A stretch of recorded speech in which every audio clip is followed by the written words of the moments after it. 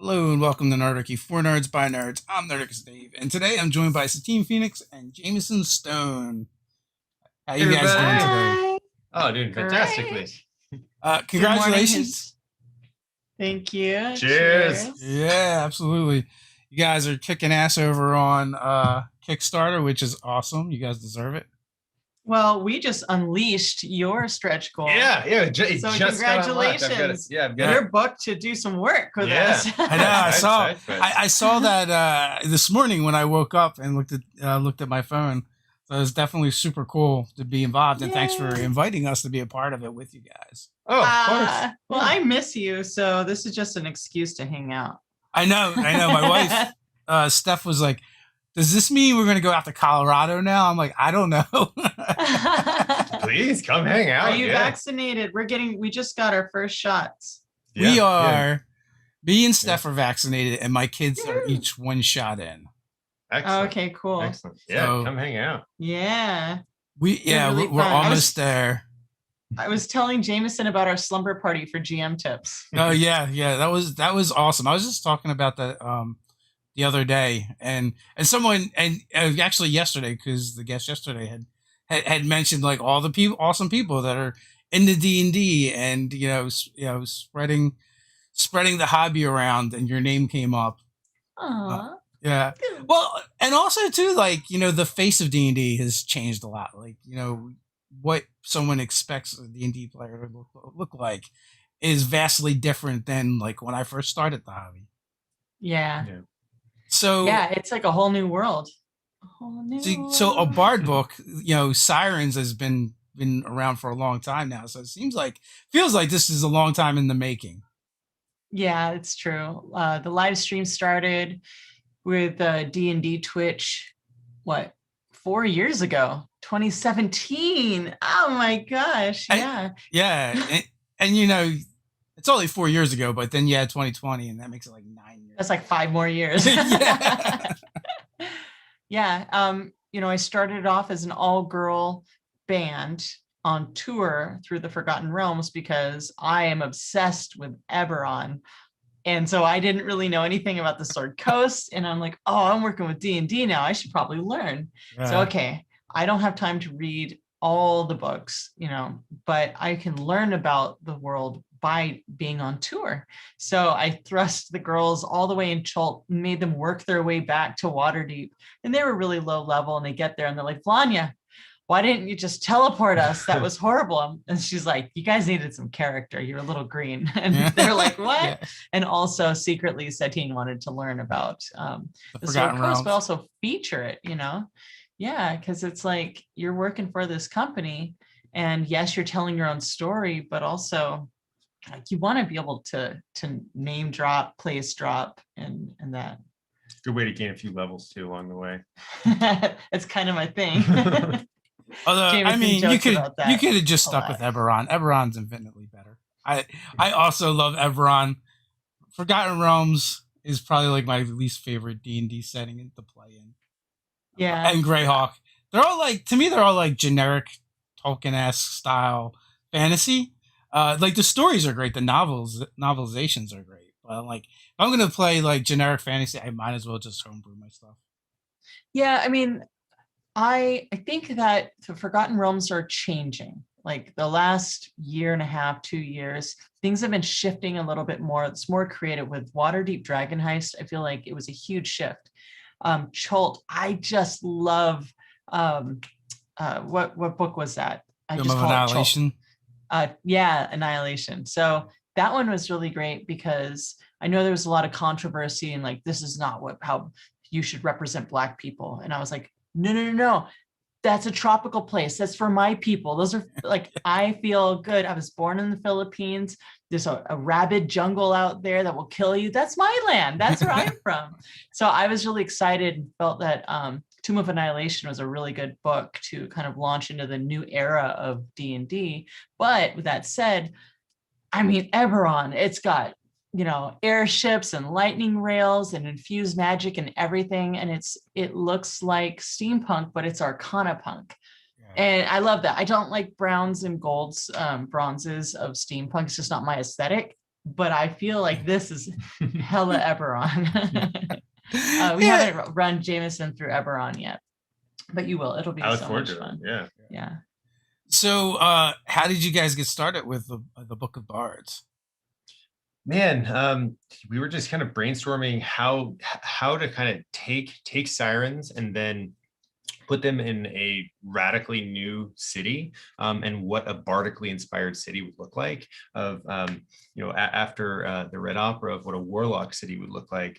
We wanted to say, okay, that was awesome. The Red Opera was very dark and brooding. There's patrons, and is a super cool but dark city, and we wanted to create a bardic city, a city of artists. It's something that hadn't been done before, so we set it out in the desert, and built it on top of an oasis, this multi-tiered city, and then took elements of sirens, not only the sirens themselves but the Emerald Cabal, and just kind of threw it all into this epic, artistically inspired campaign. Yeah, it's really funny. The Emerald Cabal have evolved into this like massive 2-tier cult. Originally they were creating a beauty pyramid scheme to infiltrate the nobles in all the major cities, because if you control the nobles, you can control government, right? And so they made this elixir of the gods, and You're getting a little too real for me nowadays. yeah, I know, right? I'm from LA, and it's like, what will a lot of these people do to live forever? yeah, And so I like to pull things from real life and put it into the game. So everything's fun, and it's all fun until the girls find out that they're like grinding, fantasy, or not fantasy, but exotic creatures, these magical creatures, and grinding them up and kidnapping them and turning them into this elixir. So now they're becoming extinct. And, the more I talk about it right now, it sounds a little like, save the animals, but in a way it's like, yeah, you have to like be careful of your ecosystem because you don't want to destroy this part, but it's actually not about that. It's about defeating evil who's trying to like infiltrate, but originally I had just like misremembered the one of the cults in the Forgotten Realms and just rolled with it live and was like, the Emerald Cabal, and kind of just that grew into what it is today, which is it's super evil. Yeah. And also it's like kind of attractive, Yeah. So we even within the campaign and setting have a faction and fame tracking system. So for characters who potentially want to join the Emerald Cabal, or maybe want to try and lead the Emerald Cabal, or want to infiltrate it themselves, there are options to be able to gain favor with them and then kind of sway it towards their own direction. Yeah. And if I don't know if anyone out there has no idea what we're talking about the bardbook.com. It's Sirens Battle of the Bards. It's our new Kickstarter that launched a week ago, and we're already just released Nerdarchy stretch goal. So yeah, it's super excited to have you guys writing for us. We're super excited to take part in it. And also, as always, folks, the links are in the description, so go check them out. So Warlocks, Bards, you only got another 11 classes to do now. I know. Keep you busy for a while. I mean, if you go to thewarlockbook.com, you can get the Red Opera. If you go to thebardbook.com. So you can imagine what we have in store for the future. And we love this so much. This is like the coolest, most creative. And you've known me for a long time. I've worked with a lot of different people, some good, some bad. This has been the coolest experience because I get to be co-creative director with my husband, and the two of us have our executive team, and then further all these other writers and artists and musicians that we work with. And it honestly feels like this is our adventuring team. Like we are in a real life D&D game, and the adventure is making these books. Yep. So we've got, it's the coolest. It's the coolest being able to be with somebody who's so creative. And every day we wake up with ideas and we're like, honey. And he's like, yes, and I'm like, yes, he said, yes, and. Now all your villains will be accountants and lawyers. I was going to say it. And now we keep the lights on. Yeah. Oh, no, it's too real now. Exactly. Yeah. So Spellhawk has a question for you guys. If you were to drop Salvata? I'm saying that right. Salvata, yeah. In another campaign setting, where would you place it?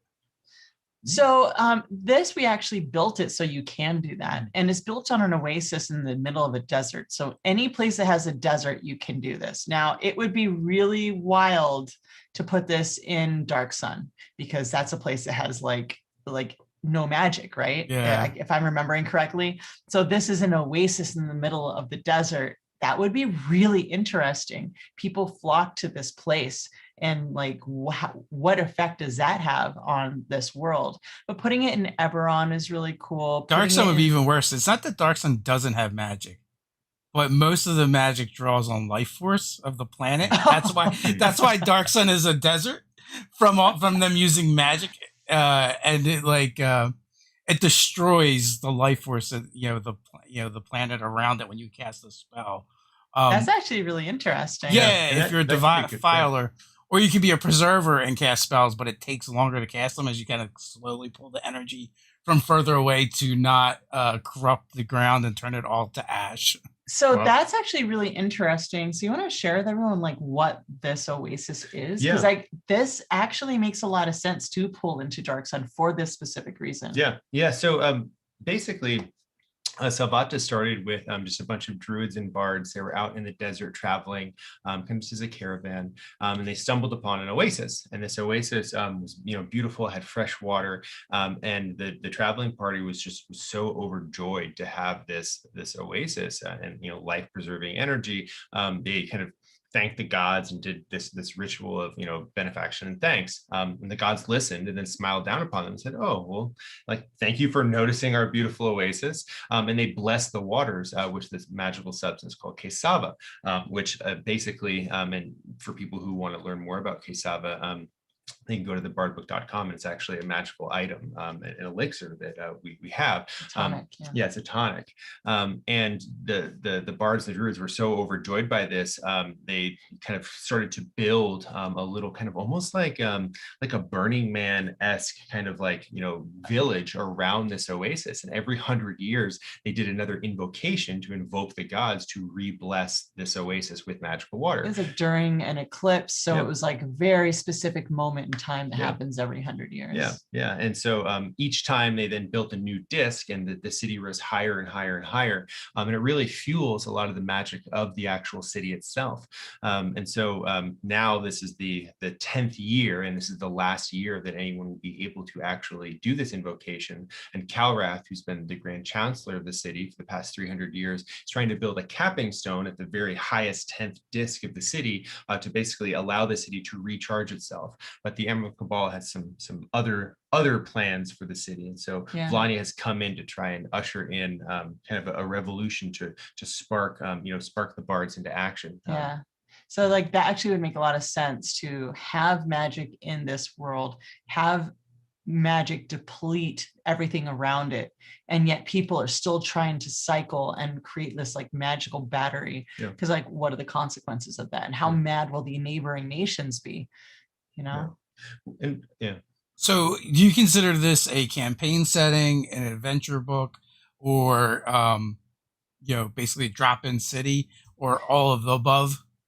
I was gonna say kind of all of the above. So technically as a campaign and setting, really wanted to a lot of people, they have it, parties and tables they've been playing with years. We wanted to be able to bring this in and say, hey, no matter what tier, what level you're at, you can play this game. So you can wrap up maybe, the Red Opera. So if you've, finished, that's like a level 17 ending. Yeah, if you want it to be level 17, it doesn't have to be. You can, you could do it lower tiers too. But if you wrap up the Red Opera and you want to bring that same party to another location, you can drop this city almost anywhere. It's funny, people will message us, be like, the city in the Red Opera is called Yonkoth in the Shadelands. So is the Shadelands close to this other place? I'm like, it can be if you want it to be. It can be as close or as far away as you'd like. We really want people to be able to just jump in and enjoy it. Yeah, I noticed that a lot of people make full worlds, right? And that's awesome. But in my opinion, it kind of closes off other people's ability to play. And what is my MO is to get everyone to play. And so we're creating these cities that we can put in our world. Jamison's a fantasy novelist. He has a world we could put these in. But also, why not create the freedom for other people to say, I've got this series of Apotheosis Studios books. And these cities that they've created, it's massive, right? Salvata is big, like Los Angeles, and you've been to Los Angeles. It takes forever to drive around. It's just crowded with people, and there's so much to do. It's like, instead of making these small towns and you kind of traveling the terrain that way, you made it vertical so that you can really experience what the life is like on each one of these. Mhm. So, maybe from there we can expand, but at least now we have something where you can take this and you can put it in any setting. You can convert it to anything. Essentially, if you like this enough, you could take it to another system. Yeah. Yeah, it makes a lot of sense. I mean, the first thing we put out was out of the box encounters because we wanted something that people could just drop right in their game. And I mean, we're working on a bigger project we have for a while, and it's the same thing. We want to create things that people can add to their games and not like disrupt the game they have going on. Like if they love playing in Forgotten Realms or Eberron or their homebrew, I want to give them something to put, to add to it, right? Instead of, and that's what it sounds like you guys are doing as well, which makes a lot of sense. You could throw this anywhere. We want to make this inclusive. I mean, the whole thing is it's got lots of tips on how to build a cooperative game, because people are really like, okay, we get Dungeons and Dragons now. You don't really have to explain it to that many people. But then people still play the way they play video games, because a lot of people who are new to this game play video games. And so you've got these people who are playing, like, I'm playing my character and that's a dungeon master and I'm with all these people, but they're not playing together, right? Yeah. So we want to like emphasize cooperation, and really like further like intense cooperation, so that when they're in encounters, they work together. I think I talked to you a bit about when I do a thing called Voltroning. I need to come up with another name because I can't write that in this. Triple advantage. It's triple advantage. So if enough people work together, instead of just getting advantage for a help action, they get triple advantage. And I want them to explain it to me, right? Be creative with their spells, be creative with their features and abilities. Because another thing, I run games all over, tons of conventions, tons of charities, like multiple times a week on my Patreon.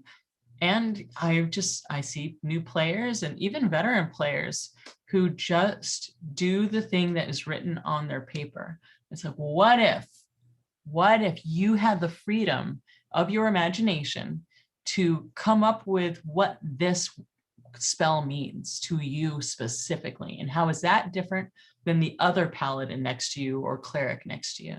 And I try to show that in Sirens. We got a new series out, started last week, the 6 episodes. So it's tomorrow, every Friday at 6 p.m. Pacific. And I'm trying to show it through Sirens. This is what it looks like when people work together, and I'm hoping that now not only can we show it, like, here's the mechanics, because I love storytelling, but like, if you can't show the mechanics of how to do something, it's all theory, right? So we really want to lean into stat blocks and mechanics and really say, okay, we've talked about this, practice it. That makes a lot of sense, to tell through showing, but then at some point you do have to break it down so people can start incorporating it into their games. So what are you most excited about with this project? Man. I mean, like, there's so many different elements. Like, building the city was really cool. The subclasses I'm very proud of myself and our friends and all of us who are building these, because like, we're really taking a look at it in a different light. Everyone knows the Bard. Mm-hmm. When I first met you, what did you think about Bards? I think that the Bards were a under-leveraged class. Yeah, they were like, we'll put it that way. The oversexed performer that was a little too loud for the group, right? And the person who's out there like playing the lute. Well, I come from Los Angeles and you lived in San Francisco, and those two are cities of bards. And what are bards? Bards are artists. What are artists? They're master communicators that specifically evoke emotion, whether it's attracting emotion or repelling emotion. It's so important to remember that there's more to bards than just your lute player or your singer or your storyteller. Yeah, and really leaning into them as artists, and to be able to take and I think it's really great to have a subclass too. I'm an artist, you are an artist, we're all artists here, but we also do other things, and to be able to role play that and then also infuse it with magic. Like I don't know, I'm really excited about the tattoo bard. So I love tattoos, and to imagine if these tattoos actually imbued magical power. If I were a paladin or a fighter or whatever it was, if I could actually go to a bard tattoo or myself, tattoo myself and have it actually have a stat increase, give me an additional cantrip, something like that, would have a huge effect. And to be able to weave art into that, I think it'd be fantastic. Yeah, so we're actually looking at bards, not just from a charismatic spellcaster, but also from other things. For instance, I have a ton of dancer friends and bodybuilders and gymnasts, people who use their body to communicate. So it's like, all right, what does that look like in the game? Well, they're going to be dex-based, and they're not going to need verbal components. That's really important for us because,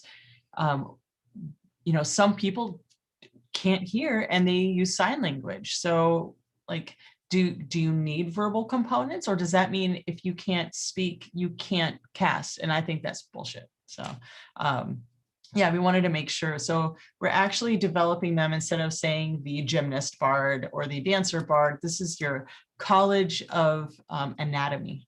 So the College of Anatomy or Master Craftsman of Body Language. And yeah, and then the other one I'm really excited about, and these are the ones that we've given names to because we're working on a lot of other ones, but these ones were like, this is the name that goes with this, is the College of Geometry. And this is for your math nerd who sees the art in math. And this is your architect, right? This is an intelligence-based bard. And a lot of times it's like, artists are not all extroverts. They don't want to perform in front of people, but they're master craftsmen. So, they might do this stuff in quiet. Maybe they're at the back of the group and they're building things. And all of a sudden a structure pops up that will help protect or repel another group. Yeah, so you got your cartography bard, your architect bard, your jewelry designer bard, because it's all about fractals and sacred geometry and understanding things on that level. We're working on a wisdom-based bard and a strength-based bard, not just for like full, like we are bards, this is our subclass. And we do have a university on Salvata that has 10 schools. But yeah, we want people to say like, you're a monk and you want to come and take a subclass in one of our schools. Instead of having to like raise your other attributes, you're actually just taking the subclass that goes with your attribute. So you are now a dex-based bard who's also a monk. I mean, think about how wild that could be. I started instantly thinking about, first of all, contortionist bard, here I come, and also Twitch streamers, like Twitch stream artists who are kind of like just doing their art, but at the same time, people are watching them draw or sculpt or do whatever they're doing. Yeah. Almost like a performance, not just them creating the art yeah itself. And it's like the muralist. What happens when you have a mural that everyone in your faction or your party, when they see it, inspires them? So now you're doing an AoE bardic inspiration. And how long does that last? Well, it lasts until you're totally distracted for X amount of time. But when you see it, boom, you're inspired. Now I feel like we're talking insult to injury here. It's not enough to go into the dungeon, kill the monster, and take their stuff. You also have to deface their property as well. Exactly. Yeah. So Spellhawk Press wants to know, the virtual model and animation for Savata is so detailed. Are there any plans to offer it as a giant terrain piece for your games? Man, we would love to. So we're working with Mixed Dimensions to make our minis. They did our minis for the Red Opera. They're absolutely full color, beautiful full color miniatures, and we can have them scaled up even higher, and we'd like to do that as well. And so our miniatures for Siren's Battle of the Bard is once again with Mixed Dimensions, and we're so happy with the detail. We have also thought about, gosh, how cool. $500,000 sketch. I know. That sounds like a lot I of work. Yeah, how cool would it be to actually have that? And we've talked with Mixed Dimensions to try and set something like that up, and they're interested in trying it out too. So our heads in the same spot as you. We could do it. 500,000. That's a good one. I mean, like that would be if we were talking about size. So say your terrain was like, and maybe it's just a model, right? So Yeah. you can show, and then you can kind of pin like with tabs. Mhm. I mean, that third disc is going to be this big because the third disc, they had a lot of problems. They couldn't actually get the gods.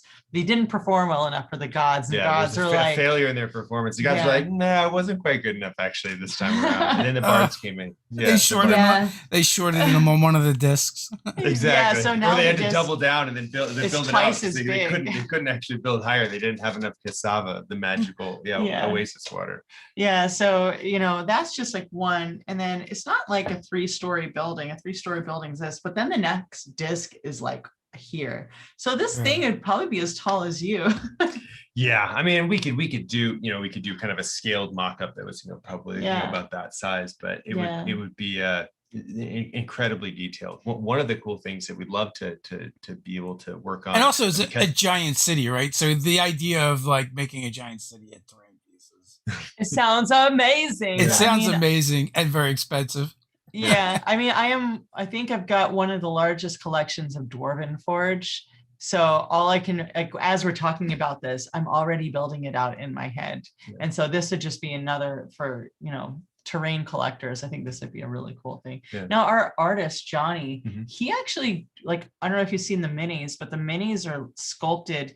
He's like a Weta and Sideshow collectible style artist. Okay. And so he's used to doing sculptures that are this big. And we're like, okay, but do them this big. Yeah. So now they've got a lot of gesture, and you can see that there's like a lot of movement, but also, that's something that we're hoping to be able to do, unlock or something where we can actually start scaling them back up. Yep. Yeah. Make them larger. Yeah. Like statuettes. Exactly. Yeah, especially with like, I mean, these are all 3D printed in color and with transparency. Yeah. So the magic is like slightly transparent. Yeah. I don't know how Mixed Dimensions does it. Yeah, they have a really cool packaging technology that allows them to do some very unique stuff at a really reasonable price point, which we were excited about.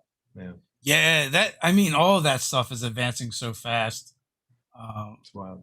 I mean, I couldn't believe it when Hero Forge started doing the printable color minis. Like, yeah.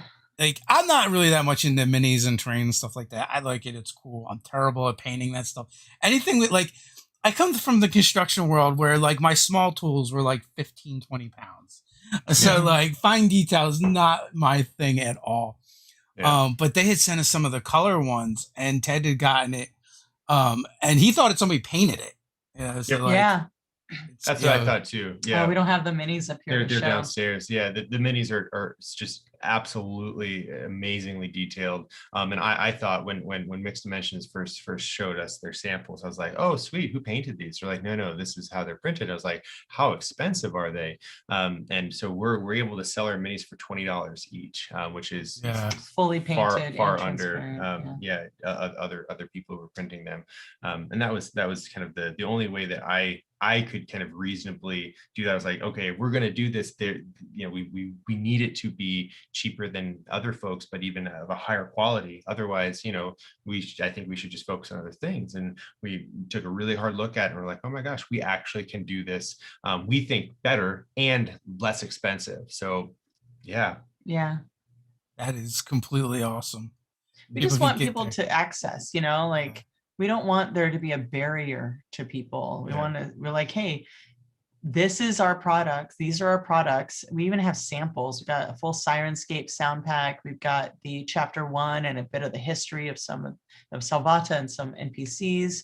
We have Foundry VTT and Shard virtual tabletop available for samples. Yeah, right now. Now. Yeah. Because we're like, we could talk about it, but I don't know. I want to see it myself. So when I like that was something that was really important. And that's what you did for Red Opera. Yep. Yeah, we gave a free sample. Just like we really believe in our stuff, and we're gamers, we're players, and like we are excited to play this ourselves. And so we're our own best audience and our own best sample audience. So if we like it, we assume other people like it too, because we're incredibly harsh critics. Yeah. Oh yeah. I mean, I am very harsh. So one of the cool things is I shouldn't have said that out loud. We are the Dungeon Master screen. We're designing that very carefully.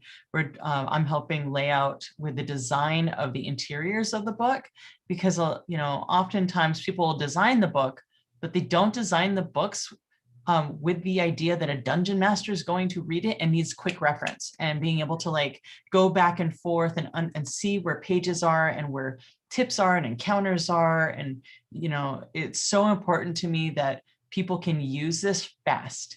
So the Dungeon Master screen, we were talking about that earlier, like that is so important. I was showing him my old Dungeon Master screens, which are over here somewhere.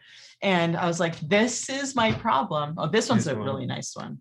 This is the Dungeons and Dragons one. Like that's a sexy one. This Hydro 74 did that. But oftentimes I'll look on the inside and it's not interesting to me. This one actually is pretty good, because it's basic stuff, it's like conditions, actions in combat.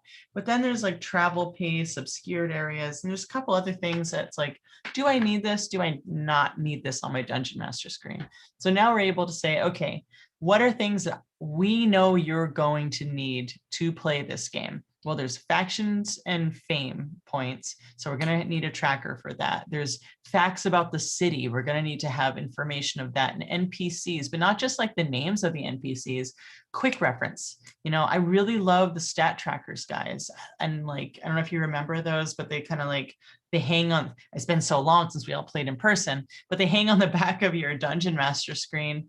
But by having, the tab on the inside of that has a little, so you're hanging it over, there's like a little area, and this is all the area you need for your quick reference, like AC, HP, basic, plus to hit, and the spell save DCs. So we'll have that for like the major NPCs also.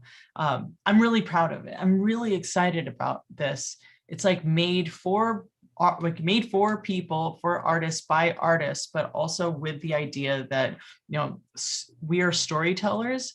And like I coach companies on how to use storytelling to organize their products and sell their products. So it's like, okay, now we're helping each other figure out where the eye is going to look on the Dungeon Master screen. Where do you put things on the page so that it's easy, for beginners or seasoned game masters. I'm very passionate about this. It's all super important too, because it just makes it easier. It's like, sometimes you'll look at a DM screen and it has stuff on there, and it's like, this is useless. Why is this here? Yeah, and also presenting in a way that's easy and fast to get to. So shifting gears a little bit, I don't really know you very much, Jamison. We just met. Satine, we've been friends for a while now. Jamison, how did you get started in gaming? Man, I remember the first TTRPG I ever played. It was I was in grade school, and my babysitter, she was the coolest babysitter ever, had the coolest boyfriend ever, and he was really into LARPing, and so he had a foam sword and foam shield, and they would come over and we would play games, and it was so fantastic. As I got older and then started actually running like full legitimate campaigns out of like grade school and junior high, really started playing a lot of the World of Darkness games. So Vampire the Masquerade, Mage the Ascension, played Changeling and Werewolf and things like that. And a lot of our, I don't know if you can see a lot of our books are up there. I just had a really great time. I really enjoyed Shadowrun as well. And yeah, I've been a long time, lover of, fantasy science fiction. I'm a fantasy, published fantasy author, and graphic novelist as well. And to be able to take all of the things that I love about storytelling and provide those tools to other game masters in the form of TTRPGs is absolutely fantastic. I really love the 5th edition rule set. It's to me a great way where Dungeons and Dragons, I'm relatively new to the Dungeons and Dragons scene and much more of a World of Darkness player, and to be able to come in, understand, be like, wow, this is actually in a lot of ways a much, I don't know, I don't want to say much better system. It's different, but it makes a lot of sense to me also as a storyteller to be able to have a framework to give people enough detail to really have a solid kind of cosmology and a solid metaphysics for people to actually run games, have spells, abilities, and the power ascension, but then also enough flexibility where it's not too rigid to prevent theater of the mind storytelling, which is something that I really enjoy. And so it's been absolutely fantastic to be able to work on the Red Opera, and then now Sirens Battle of the Bards, and we have a lot of other books that we want to do down the road too. So yeah, that's kind of my entrance in. I'm also really into Warhammer 40K too. So I've been a long time mini painter and kind of little battle strategist with my Ultramarines, my little men in blue fighting They're so cute. Tyranids and a bunch of other stuff. So it's fun to try to bring in elements of that, just so there's a little bit of a flavor, and in some of the lore stuff too, which is really fun when we write these books. The Red Opera is a great meeting point for the World of Darkness player and the D&D player. I think it's got some of some of those edgier vibes that you get with World of Darkness. Yeah, here it is. Yeah, and it was fantastic working with Rick on this, Rick Hines on this project, and he's our writing director for Sirens too. Show the slipcase cover. Here's the I like this because I used to be a Toreador. yeah, the slipcase for the Red Opera. Yeah. Also Toreador. And also, having the Heavy Metal Hall of Fame involved is pretty cool too. Yeah, it's pretty rad. Yeah. Dia Morte was a fun group to work on, and they did the album for the Red Opera, and we're now working with a composer that I really love. His name's Taylor Borgen, for Sirens Battle of the Bards. So we're gonna have another full orchestral soundtrack, which would be fantastic. Awesome. It sounds like you guys are putting together some really awesome teams to build cool products for 5e. Yeah, again, I try to design stuff that I myself would like, and again, I'm a really harsh critic, and we're collectors too. Yeah, so we want to make sure everything we do is of that same super high quality, and then most people, including ourselves, are not incredibly wealthy, and so we need to have it be at a really reasonable price point so people can enjoy it. And so that's kind of my how can we make something that's really kick-ass and really epic and also reasonably priced, and then meet in the middle. And that's what we try to do. Yeah, I mean, there's a lot of stuff packed into this Kickstarter. Did you kind of start small and work your way out, or did you go in knowing, no, here are all the things we want to include?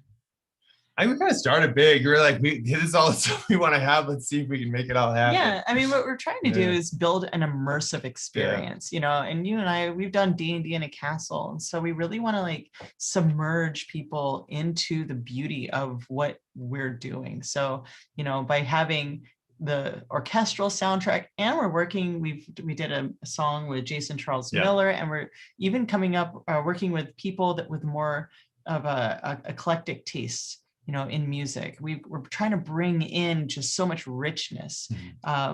With the minis, we're we could do dice or we could do dice. So we've got the Bard dice, and no one's done this before. What we've created is not only for collectors, but these actually they're functional and beautiful, and it's a new experience. There's a lot of with Avernus, got real dark, and then Avernus, and then quarantine happened, and I was ugh. And so last year was a lot of dealing with our demons, inner demons, inside personally, and also in these games. But you can play an uplifting game in a beautiful city with a lot of darkness and have it actually make a lot of light, so when we play D&D, we're there to be heroes. So we want you to feel like a hero in the game. We want you to be surrounded by music that inspires you. We want you to be able to touch things that are so unique and feel like treasures themselves, and minis that are innovative. And, everything we do, we want you to feel like, just feel like you're part of that special newness. So, Spellhawks Press has a question. Any plans for a crossover adventure between the settings? Yeah, so I really love the idea of being able to have characters go back and forth. And so my character Vajra, he is both in the Red Opera, so he's one of the characters in a side quest here, and then is one of the main characters, NPC characters in Siren's Battle of the Bards. And so to be able to take eventually, once we have several locations, to be able to have a campaign that starts to bridge these locations, and then you can kind of hop in between them and do kind of a meta campaign, weaving them together, is definitely what we're eventually kind of trying to aim for. And we've started. So there are some elements in Siren's Battle of the Bards that pull directly from the Red Opera. And NPCs. I don't want to spoil it too much, but it'll be really fun for people who have had read both to kind of like see where we're going. And then the next book we do, we're going to be weaving even more. So it becomes this like MCU style experience. Yeah. It'd be fun to see you guys do like a stream for each of them, and then occasionally just switch the group and DMs. That'd be really cool. As they switch settings. Yeah. That'd be get really swapped cool. out or whatever. Yeah. It'd be fun. It'd be really fun. You should Dungeon Master the Red Opera and I'll Dungeon Sirens, and then we can trade off. I'm down. It'd be great. I'm down. After the Kickstarter. Yeah, I know you guys are like blitzing doing a tour now. So Jamison, you're also an author, right? You've written. You want to tell us about that a little bit? Absolutely, I'd love to. So I have a copy right here. This is called Rune of the Apprentice. This is my copy, so it's super beat up. I've brought it all over the place, and I have all of my bookmark sections from when I've done public readings. This is an epic fantasy science fiction novel set in the far future where magic and technology have come together through nanotech and bioengineering. Super proud of this book. Hope to have the sequel come out in about a year to a year and a half, depending on production timelines. And then we have another project. It's back there. It is a graphic novel. It's called The Last Amazon, and that's a near future sci-fi book. And we kickstarted this project, and we're super happy with how it came out. We have beautiful art by our art team, and it's kind of a radically new way of actually writing a book. So instead of chat bubbles for a graphic novel, it's actually chat screens, as you'd see kind of in technology. like text messaging or messaging. Yeah, exactly. Through this AI, and then we have kind of various infographics kind of telling more about the story in the world. It's basically we wanted to create a book. Here's an example of kind of how a lot of the text interaction goes between characters. We wanted to write a book of what would it look like if you opened up a computer in the year 2050 after a worldwide nuclear war in 2025. So 25 years after a world war. What would the internet look like? What would the world look like? And so the main protagonist is actually an artificial intelligence. Her name is Lex, that just kind of wakes up. I won't give any of the any spoilers away, but she finds that she and her creators are kind of very intimately tied to the cause of this world war and then the future events. We're actually in the process of turning that into an RPG as well. And so it was a great way to kind of set the foundation and build the world of this post-apocalyptic world, but we really wanted to make it in a way that wasn't super dark. It is super dark, kind of like Mad Max, but one of the cities that survived was Hawaii, all of the Hawaiian islands, and it's this beautiful like oasis there. It's gorgeous. And so how do you have kind of like Mad Max end of the world with like beautiful beaches and bring these two things together? It's kind of something similar that we want to do with Selvata, with Siren's Battle of the Bards. Like you can have these dark, grim places, but how do you maintain that same sense of evil and like nefariousness in a beautiful setting too? Everything doesn't have to be dirty and dank. Like you can be in beautiful locations and still fight evil, That's awesome. So will that be a standalone system? Or are you adapting it to another system? We're trying to that's kind of in the works. There's a lot of ideas of doing it as a system agnostic, potentially making its own system, doing it for fifth edition. And yeah, I'm not really sure yet. We're still working on that. Yeah, we're still working on that. So yeah, again, for us, we're creators, and so Yeah. we have there's so many things kind of in both my head, and then David Granto, our lead artist, and then Rick Hines, our writing director, and now in Satine, of like there's so many things we could do. It's hard sometimes. Okay, we're gonna focus on this one, finish that, we're gonna make it amazing, and we're do another one. So yeah, there's so much cool stuff that we'd love to work on. That is a super tough decision because there are so many great systems out there that Yeah. can already do the things you need to do, as opposed to Exactly. creating one whole cloth. And Totally. Yeah. yeah, And to and make something it- we've make it- grappled with, and people have asked us, it's like, are you going to make a system at some point? I'm like, I don't know why. There's a bunch of good ones. Totally. Yeah. And again, with OGL, and to be able, like, when you have to, I know for me, I've had people be like, oh, you want to play a game with us? Yeah, sure. Okay. What is it? I'm assuming it's a previously established system. They're like, oh, well, you just have to learn these new rule set. I don't know, back when I was in like college or high school, I had a lot of time where I could just sit down and, for a book, or just read a book for like a week and just really soak it in. I've got a kid now, I'm running a company, to learn a new system can be a little daunting. Not to say that it's not worth it, but it can be a little daunting. And so I love the idea where you can be like, okay, if you know fifth edition, or World of Darkness, or any of these others, sit down, this is a new campaign, a new setting, and to be able to just hit the ground running. And the GM, I think, should usually take a little bit more time to learn some of the the overarching story and the characters, but to have a system that we all understand, and it makes sense, that's really valuable for players, I think. Yeah, it's super helpful for players, and also, as a creator, it's like, do I want to go through this process of creating this new thing and then explaining it to people, getting them hooked, getting them involved in it, or do I just want to like take the thing that I love, repackage it under this thing they already love, and Yep. like let them plug right into it?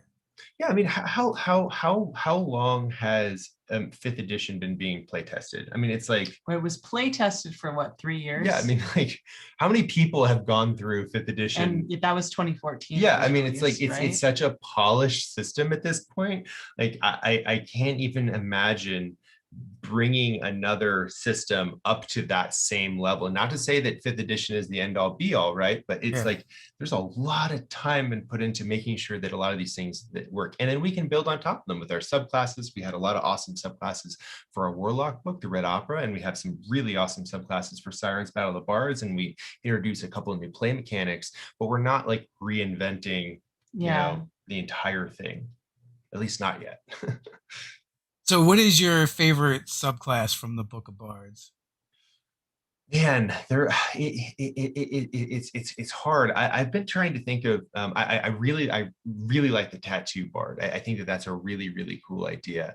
And I like this idea of being able to infuse artistry into whatever pre-existing class you may already be. So something like a barbarian, instead of having a barbarian, if they're casting spells, having it be charisma based, as Satine was mentioning, but really leaning on, if strength is their primary attribute, leaning on that being the attribute used, that they're going to be utilizing these skills and abilities to make it more conducive for people to be able to take a subclass. And then how we're offering it is kind of being able to have a framework where people can kind of choose their own version of how that looks, almost like you would have at a normal college and university, where you can kind of create your own major. Be like, okay, I'm going to take this class and this class and this class, and then kind of choose my own major. And so if you already a pre-existing barbarian, you may want to kind of take elements, maybe he wants to be a drummer, like a taiko drummer, if you want to be performance-based, but to be able to lean into some other ways and then augment your pre-existing character in a new and creative way.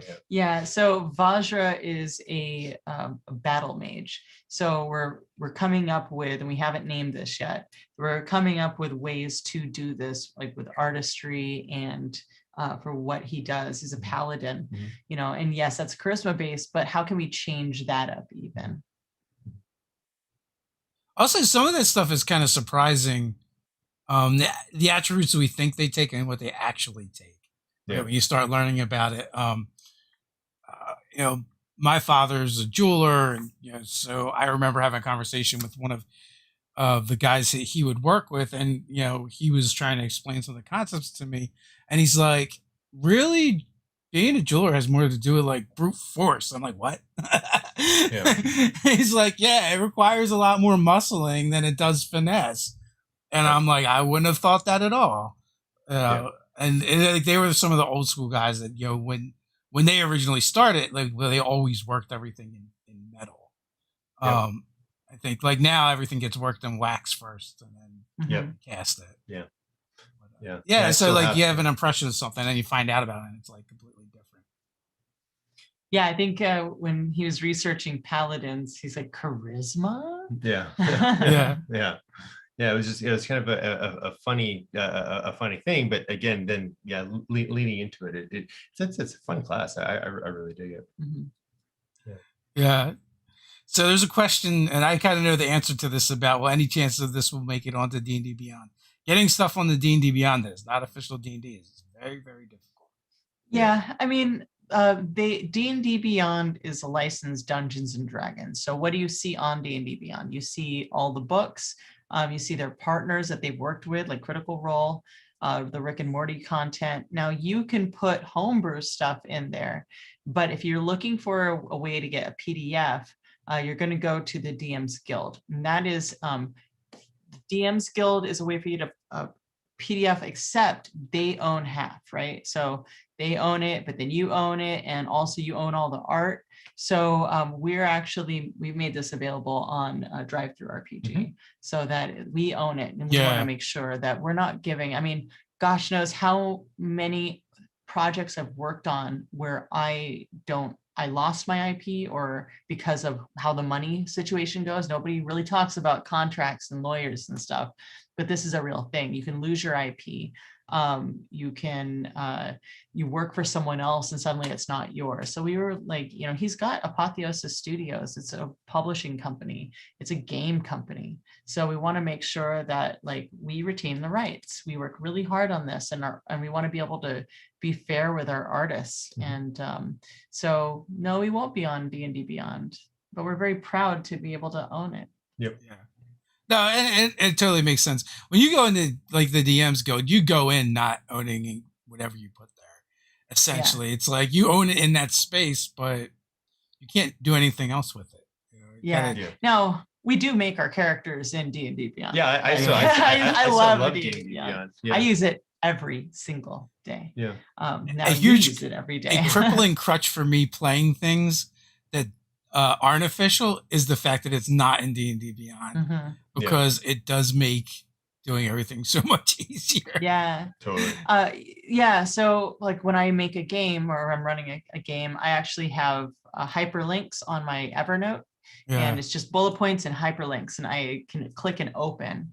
But with this PDF, we have it so that you're like, oh, I need to get to chapter 1. You go to the index, you click on it. So it's a fully interactive PDF, and it works a lot like D&D Beyond. You want to get to that NPC, we have that link up, you click on it, it'll take you to the appendix. So you get the book, you're able to use it like a book. You get the PDF, it's functional, like purely functional. So it's not just a static page you have to scroll around in. And I really like that. It's as close to being able to run something on D&D Beyond as I've seen. Then again, I haven't actually used other people's PDFs for their books, but I'm very proud of our team for being able to develop that. And we're offering it now also on a bunch of different BTT platforms as well. So for people who play on Roll20, Foundry BTT, Fantasy Grounds, and Shard Tabletop, they are able to use it on those platforms too. And we have free samples for Shard Tabletop and Foundry BTT available right now at thebardbook.com, so people can actually check it out. Maybe if you've not tried those BTT platforms yet, you can literally try Sirens Battle of Bards for free, first chapter. And those are really cool. So the companies were running us through them, and it's not just the background and tokens. They actually have the book in there, and they have the music. So it's very organized. You're like, oh, chapter 1, and it has the different sections of chapter 1. So you're just clicking. it's as real time as it's faster, as so the PDF and the VTTs seem very fast and functional. Yeah, I remember running games where, from all PDFs, I just have like PDFs open all different tabs, to different pages of different books. Back in the day, And this because is all inside one another too. We actually yeah, have which is stats a for lot. everything. That's a lot easier than what I used to do. Do you, when you play online games, do you use VTTs or you use Theater of the Mind? So for me personally, I'm much more of a theater of the mind player. It's cool for me to see what they're doing with VTTs. I'm personally so very new to that. Again, I come from much more like World of Darkness, where and a LARPer too. I do a lot of LARPing, so there's like you're just you're in it, and you commit to memory as much as you can, and then a lot of it is just kind of acting out. When we're actually at a table, more recently, I've been really actually enjoying D&D Beyond, but for me, it's much more. I kind of weave this story, and I try to, through my own language, and even my own just drawing people into it instead of having them necessarily focused on a battle map. But I've seen a lot of people able to do that well, but that's just how I GM personally. Yeah, and it depends. So if I'm doing homebrew, I don't use VTTs. If I'm using an adventure like Avernus, I'll use VTTs for specific situations. But I dance. I mean, ideally, I like to have my Dwarven Forge. I like my Dwarven Forge. I like to set up the minis and everything on the table. From but the before VTTs, times. Yeah, in the before times. But the VTTs are like a good substitute for that. So, if I'm like, okay, this is the battle that you're in, then I can have that set up. And they have it where they can turn Fog of War on and off, which is really cool, because then you're not revealing too much, but then you have to know how to use them so that they're not fixated. You have to turn it off so that oh yeah, we're in our imaginations. You turn it back on so they can get a scale, you turn it off. So it's a dance for certain, and it is a lot of work to get that dance, but once you get the rhythm of it, it's pretty cool. Yeah, I mean, with the past year and a half or so that we've all had to go on, a lot of people have come online, and one of the things I try to express to people is like, it's okay not to use all the bells and whistles. You don't have to use a VTT. You can do Theater of the Mind. I mean, our group has always been mainly like Theater of the Mind, and then maybe for like complex combats or whatever, we'll break out the minis and maps and stuff. And then like with us having done so much online now, in our like non-stream games, like Ted will do his physical terrain and set up a second camera so that so he still gets to do his terrain thing in the minis. And and you have to deal with the awkwardness of us trying to point at the screen to where we want to go, and like that doesn't help at all. But or like I like to I'll grab maps from just from the internet or from ones that I make over on Dungeon Fog, and just use like the actual just zoom tools themselves to mark things so that they can just see what's going on. And and we'll bring that stuff kind of like in and out of our own games. Some of the games I play in are VTTs, and I love Roll20 combined with Beyond 20. So it's like I have to learn even less about using it. But I've also like seen some people use Roll20 and other VTTs, and when I look at them, it looks like a conductor to an orchestra to me. Like, they're using all the sound effects and the Sirenscape and the music and doing all the things. I'm like, I don't think I could focus on that many things at the same time while I'm DMing. Yeah, and that's what I like. You don't have to use all the bells and whistles. I actually can't focus on that many things. So, sometimes if it's a certain kind of encounter, I'll do a VTT. But other times I'm like, okay, this is a Sirenscape game, and then the next one will be completely Theater of the Mind. And I'll kind of go back and forth depending what the situation calls for. And also like what I can handle. I mean, we're doing a Kickstarter. It's a lot of work. I don't have a lot of time to prep. How does this go? Maybe for the next couple of weeks, it's straight up Theater of the Mind. Then I can relax a little bit and say, okay, Now it's going to be, I can use terrain and I can use these other features. Yeah. But, you have the freedom. You're not stuck to any one thing. Yeah, we really wanted to meet people where they are. So some people just, they love VTTs, and other people, couldn't care less. And some people love Sirenscape, and other people are like, no, silence. I want silence. And there's no one right way to do it. And I think for me, a package. Someone is at the door. I remember, when I was first playing TTRPGs in junior high and I high have school. to sign for it. I don't see the guy. Okay. It was this really just exclusive experience where people, they were really focused on the right way, and whatever the right way was however they were doing it. And I think for me, I want to include people and meet them where they are, to be able to bring new people into the actual process. Oh, this actually, you want to see something really cool? So we actually just got something. Oh, sorry. This is exciting. This is like truly exclusive reveal. Literally just came. Oh my God. Sorry for interrupting. Yeah. No, it's all good. No worries. This is gonna, you guys are gonna love this. Oh my God. We've been waiting for this package for a while.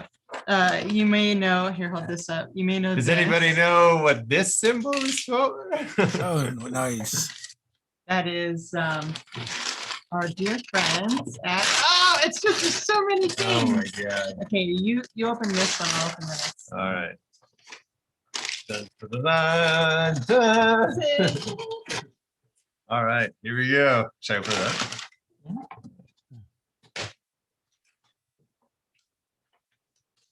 Oh, this is for you. Oh, I think this one is mine. This is for you.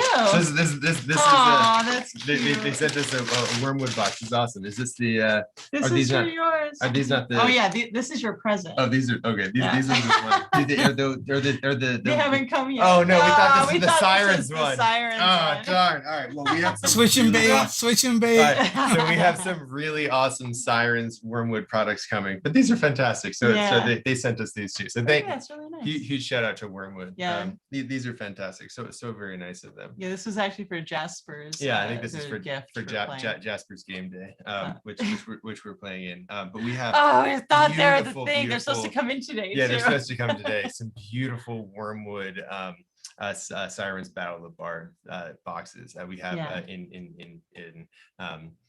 Purple Heart, and then also cherry as well. So the cool thing is, usually they do leather on the inside, and so they actually printed Salvata, the city of Salvata, on faux leather, and then the Purple Heart. Oh my God, smell this.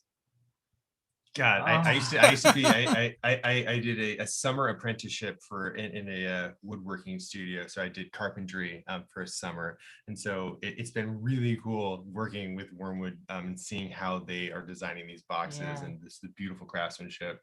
They're great. Yeah. I was really hoping. All right, soon we will So have close. our Sirens. Those are good. Yeah, Sirens. Guys are such teases, RPG teases, I tell you. Sorry. Yeah, well, he was using my Purple Hearts, and I'm like, wow, I have a really large I'm a collector, and everything I collect is D&D, and I've been obsessed with Wormwood for so long. And I was like, he needs his own. He needs his own personal tray to roll in and his own dice. So what I'm hearing is, get your hands off my stuff here. Yes, I think that is a little enough. Yeah, I really like it when he's included, because everyone knows. A lot of people know me. I'm not going to say everyone knows. A lot of people know me, and I'm very lucky that people are very generous. But he was rolling in the old yawning portal that Dwarven Forge built for us, and then Shad Ross actually built the yawning portal out of plastic, I think, because Shad Ross and Chris from Axe and Shield, I think, built this. And so he was rolling in it, and I was like, he needs his own wormwood. I think WizKids has one now too, right? Then they do do they? Yeah, that makes sense. That's very cool. Dwarven Forge made me a custom actual yawning portal building, and that was the one thing that they didn't have in there, so we made it out of plastic and then paper and printed brick on the inside and outside. Yeah, You have so it? my wife had her grandfather make me a dice tray, so I've been rolling. Oh, It's very also green cool. felt on the inside, so Oh, that's so funny. It's very magical. yeah, It is like a portal. it Yeah. makes it even cooler. So like I end up getting a lot of cool dice trays and stuff from other companies, but I still use that one because it's got sentimental value. Oh, absolutely. Yeah. Also now like so when we came out to LA and met you, Steph was not really a gamer then. She was more like nerd adjacent. So Uh-huh. last couple of years, she's started playing. She's in a couple of the D&D groups with us, and Aw. the downside to that is when companies do send me stuff, I usually don't get it anymore. Especially if it's like dice or dice trays. That's so funny. That's cute. Yeah, that's really fun. And you've been Yeah. playing for a really long time. You guys have been together for a really long time. It was Yeah, just yeah. a So matter that of time. so there's always hope. Because everyone's Yeah. like, we always get the question like, how do I get my spouse into D&D? I'm like, Yeah. well, if they don't want to, you don't. Like, Yeah. can't make anybody Right. do anything. Just enjoy what you enjoy and let them enjoy what they Yeah. enjoy. Consent. Yeah.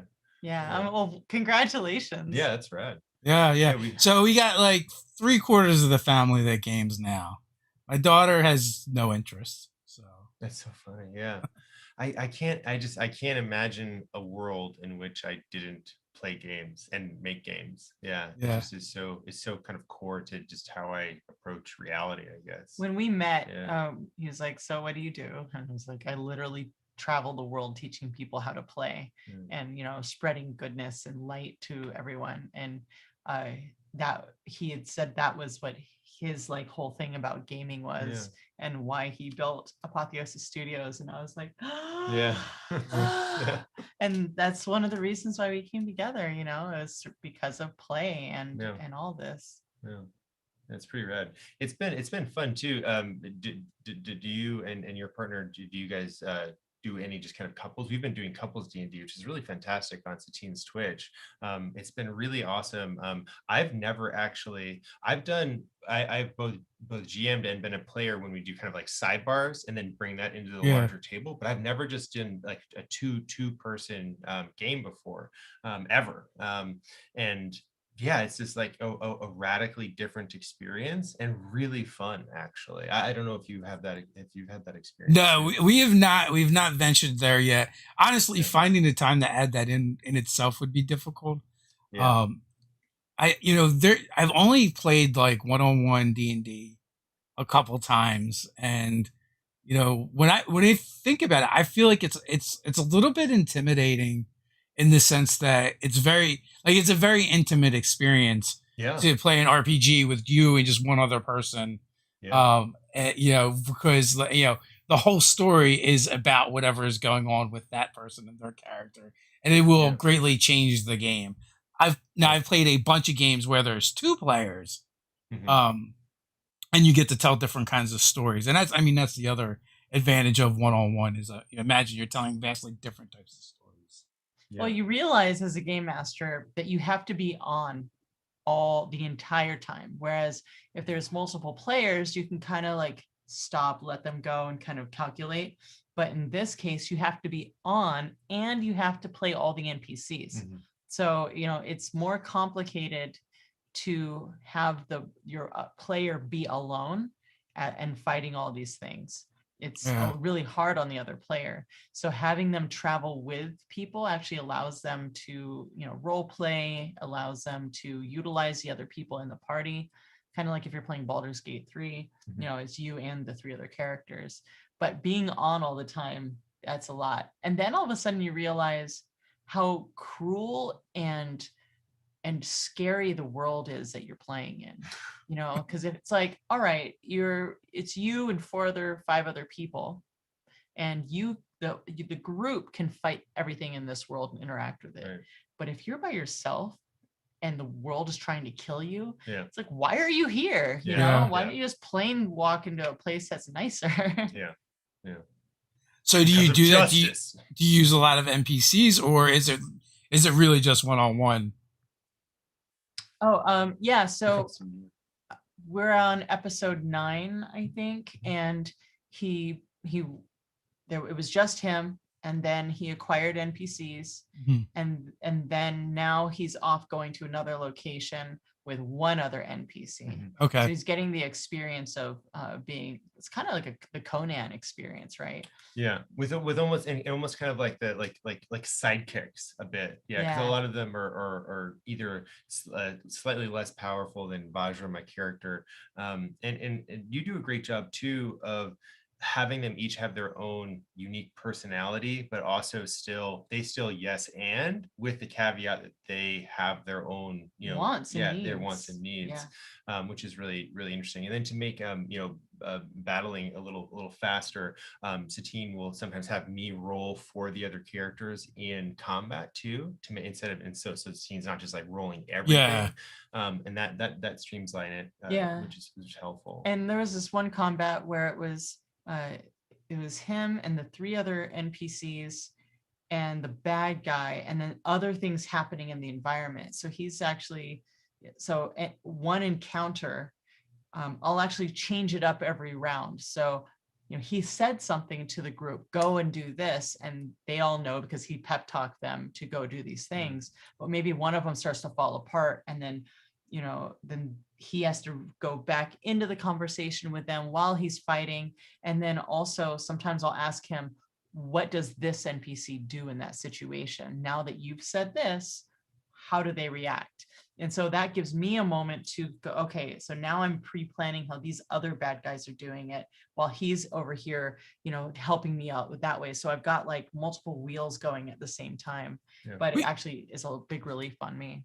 We kind of do it similar with like when we have, NPCs that join the group, right? They'll, like the GM and the players will generally share narrative control with the DM just having veto power or the ability to step in and go, well, this is what they would actually do. And then during combat, the players run all of that because as the GM, you have plenty of stuff to do.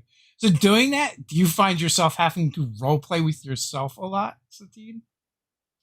Yes. Yeah, I hate that. I don't like doing that. You don't like it? No, I don't like role playing with myself, and I don't like rolling against myself. That's why I give combat control to the players as long as they don't try and do anything weird that the characters would never do. Because it's like then it just feels like I'm playing with myself in front of the group, and that's just weird. So yeah, I mean, with Quatep and Pika, they had their own back and forth. But I actually practiced this with Freya. So we have my stepdaughter, 3.5 years old. And so before bed or every once in a while, she loves my tattoo with my on button. And so this is I don't know, the puppet. I don't know. That's the character's name is I don't know. And I don't know. Yeah. Again, Freya named her. So yeah. What's my name? I don't know. That's a weird name. Okay. And then I have Rosie over here. And so Rosie likes to talk like this. And there's I don't know. Yeah. And so now I'm role playing with this little girl and she's in it. So all of a invested. Sudden, she's like, the world goes away. She's like, I want to play with I don't know. And she has to wake him up. And then sometimes she'll want Rosie and they'll be in full so I'll be role playing, and so there's Satine, this character, and now she has a tiny Rosie. Yeah. That she's been playing with. So now she's her and Rosie, and I'm these three characters, and we're all able to do this. So it's more comfortable because I've been practicing outside of the game where I can start to keep track of accents and personalities because of the accents. Well, I don't know talking to Rosie, who's just kind of bossy, but I don't know. I really like, and it's really weird to realize that there's these elements that you can do in your life that you can bring into these games. Yeah, as a game master, yeah. Do you have any tips or tricks for that? Like play with kids. That really helps. Yeah. It's really about the fearlessness, right? So what are you worried about when you're doing it? A lot of times you're worried that you look like a jerk, or you look stupid, or you say something stupid, or you're not tracking everything completely, or you're going to mix up accents, or someone's going to make a decision and you're going to get confused. If you take that fear out, and all of a sudden you realize it's okay to be confused. It's okay to make mistakes. It's okay to do all these things that you're afraid of, because it only when your players see you vulnerable and go, oh, wait a second. Wait. Backtrack. Okay. Okay.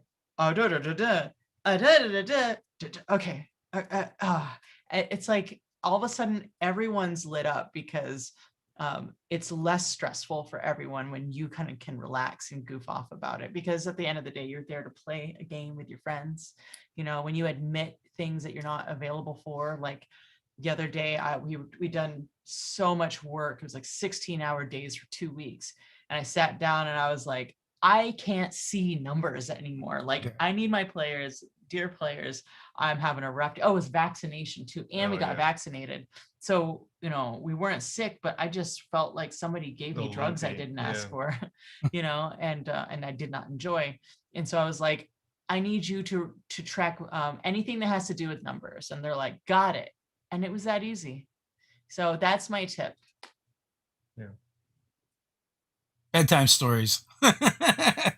It's wild, you know, to be able to playing with our daughter Freya. She's so creative and she has such an imagination, and her buy-in is absolute. It's complete. And she is only as kind of nervous as her inability to know how to craft a story. So she'll throw things in that are just total non sequiturs and be like, where is she going?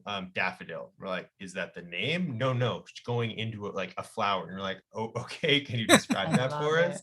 And you know, and then sometimes she won't think of another thing, so she'll just say daffodil again. Ketchup head. That's her new one. Ketchup head. Oh, I did. Oh, Ketchup Head. Yeah, that's her boyfriend. Yeah, exactly. Yeah, we had a character's boyfriend was named Ketchup Head because there was a bottle of ketchup on the table. So she's doing, you know, little like usual suspects of like pulling stuff in. Which is how I do it. Yeah. Actually, that makes a lot of sense. Yeah. No, kids are awesome that way. They're great. Have you met Brian Collin from Creature Curators? So he makes like I always bring him up because he makes these sculptures and they're like life-size monsters. And I think did he have a booth? Does he usually have a booth at conventions? Yeah. Yes, I have. Oh, so good. Yeah. Well, his son would make up the monsters. They started when he was young, like 4 or 5, something like that. The son would make up the monsters and he would sketch them, be like this, and then his son would, you know, up or down, right? And then he would sculpt them, and there's all these weird things with like 6 eyes and beaks, and they're always bright colors. Yeah. So yeah, like whenever you can tap your kids and exploit them to make your D&D stuff, absolutely. Yeah, well, we had our minis, and since I've moved in, you know, she has her own set of wigs and hair clips to her multicolored hair. She wears princess dresses. She's a ninja princess warrior. It's been so fun. I didn't realize how fun kids were and how easy it is for me to communicate in that imagination world. And we play so similarly. You know, we roll around on the ground, and there's this like fearlessness to a child's imagination when they can trust. They can trust. Yeah. And so being able to tap into that, and I see that is something that I usually try to tap into with my players, because once you get them comfortable, all of a sudden they're like daffodil. Yeah. You know, and you're like, yeah, daffodil. Mm-hmm. And getting adults to kind of go back into their play, into that childlike place. It's not easy. It's very hard. We built a lot of walls, you know, but creating a safe place, I think, is one of the most important things for both of us, so that people are comfortable, they feel safe, and can go deep and wild into their imagination. Yeah. So we are almost 20 minutes past the hour mark where we usually cut off, but I really enjoyed talking to you guys. Final thoughts before we head on out? Thebardbook.com. Yeah. and Nerdarchy rocks. That's all I got. You guys links are in the description as always. Thanks, guys. And until next time, stay nerdy.